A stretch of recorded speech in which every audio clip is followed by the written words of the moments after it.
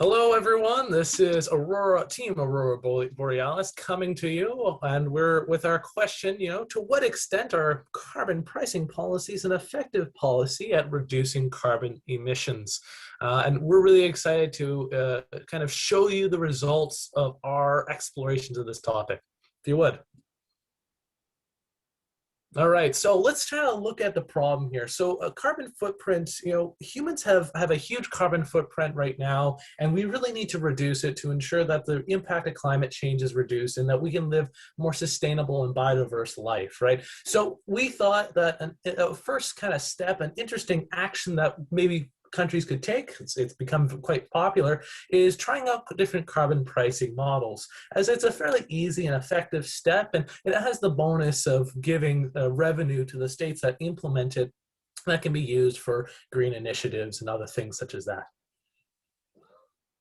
So just kind of maybe going to some of the data sets we selected. So we looked at the CDIAC for our carbon emissions data, and we looked at the World Trade Organization for the specific carbon pricing policies that we looked into here. And they're really useful at giving us a good kind of data set we could look into for specifically the European Union, because this is kind of the region that implemented a lot of these kind of carbon taxes around the time between 1980 and 2014. Obviously, it wasn't the greatest range set. We would have appreciated more of the current day, but it was enough for us to make actionable insights. Now, from the data set we found, we were able to come up with the fact that carbon pricing models do indeed work. It doesn't matter which one you implement. There are ETSs versus carbon taxes. ETSs encourage companies. Carbon taxes encourage consumers to reduce emissions. Either one really works, we found. And while yes, there is room for errors such as carbon leakage, which is the idea of the carbon emissions kind of moving from one country to another through outsourcing of mobile companies or an increased standard of living for those living in the country, we have found that by implementing smart and wide and careful policymaking can reduce these impacts. All right, so here we have our presentation of our data visualization using Matplotlib. So the different components include the title, which has the country name and the according carbon emissions since 1980. The independent variable is set to time and years, and the dependent variable is the total carbon emissions of the country. And for the y-axis, we implemented two different options with the example shown here, Greece, where in the left-hand side, we can see the total standard carbon emissions with the units of 1,000 metric tons. And on the right-hand side, we have normalized the values on a scale of 0 to 1. So the plots follow a color spectrum within the data points representing the change in carbon prices, with yellow representing the highest tax prices and purple representing the lowest. Finally, as can be seen in the graph, in the year 2005 of the EU ETS implementation, there's such a blatant drop-off after the carbon pricing is implemented. Let's move on to a brief demo. So I'm just going to switch over to the terminal here. First off, let's take a look at a graph of Italy's carbon emissions. As you can see, there's the thousands of metric tons along the side. Here is the graph of carbon emissions of Italy from 1980 to 2014. And as was spoken about earlier, this is where it drops off in 2005 when carbon prices are implemented. You can tell by the colors of the graphs or of the points that as the carbon price increases, the carbon emissions decrease. We'll now move on and take a look at another example of Italy.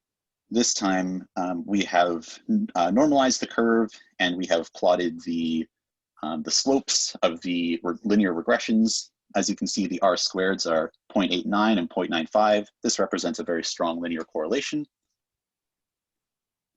Finally, we will take a look at Saudi Arabia, which is a fairly good counterexample. As you can see, Saudi Arabia has not implemented any carbon pricing, and the graph is in steady increase.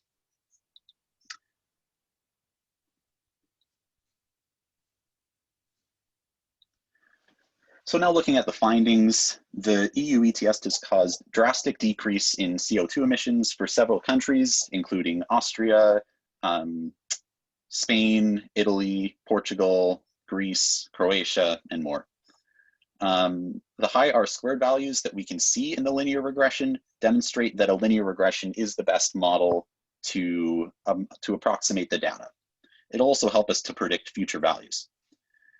In terms of the analysis, carbon pricing, as we can see, is very beneficial. It doesn't matter whether it's an ETS or a carbon tax, as long as it's implemented. It could be both, but some form of carbon pricing is extremely beneficial to decrease carbon emissions. Nations should analyze the EU ETS's advantages and shortcomings when attempting to create their own carbon pricing models. And the price can't be too high is what we found. So in some countries such as Sweden, where the price is $100 per gallon of CO2, the price is too high, and it has almost a counter effect. The slope of the line begins to approach back to zero, which means that taking a mediocre carbon price is beneficial. In terms of predictions, the rate of decrease is greater than the rate of increase consistently. So as long as you can see in this graph here, eventually, it may take about 10 years, but eventually the graphs do meet up, and you will eventually just start to notice the effects. Carbon pricing it's important to know carbon pricing is just one single step, but it's a very critical step to combat climate change. For future areas of research, we could investigate the integration of the curve to determine total carbon emissions reduced. We could also investigate the derivatives of the curve to take a look at how things are changing over time in the long run. We could look at data from 2014, past 2014 to the modern day. Also, if we were to win the Convergence.Tech competition, we would love to take a look into the Stop the Clock initiative, which essentially represents the EU not initiating a carbon tax on aviation fuels, which we noticed had an effect on the carbon emission reduction for those countries that opted to continue to have aviation fuel taxes. All right, so moving on to implementing these kinds of policies, there are probably 4 things that must be really considered when doing so. Obviously, making sure that the needs of the people and the environment, both of those needs are met so that it's a win-win situation for everyone. As my colleague had mentioned, we want to make sure that these kinds of pricing models aren't necessarily too high. As we've seen, the correlation for higher prices doesn't necessarily indicate that the carbon emissions will continue to drop off. So we would definitely suggest maybe more moderate to lower carbon pricing models. Furthermore, these things should be more specified to the region, as regions can vary geographically and economically, which can really change how these things impact the emission rates. And finally, being very transparent and open about the policies that are being made is a very critical and key role into ensuring that everyone is satisfied with these policies. I think a good example would be Canada, who actually is very open about saying that they spend about 90% of all the revenue generated from these policies on Canadian families and about 10% in investing in green initiatives.